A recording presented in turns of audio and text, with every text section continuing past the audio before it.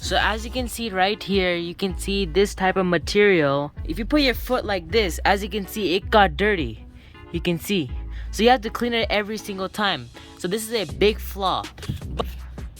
But I have bought this plastic type cover to cover that up. So let's get into it.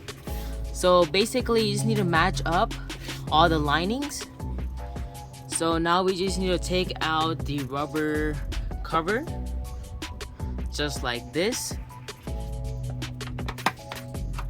Just like this, you need to take it out. And then you have Velcro strips on here so that it can latch onto the material. As you can see, you have nice Velcro strips.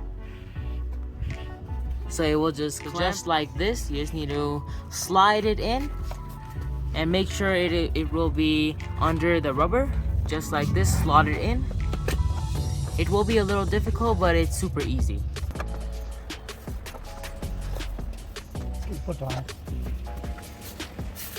Now we have fitted it in. Now we're gonna put the rubber back in place. Just gently put the rubber back in place. And as you can see, it is nicely fitted. Wow. It looks like it's part of the car. Wow, pretty awesome. Alright, now let's install it on the left side.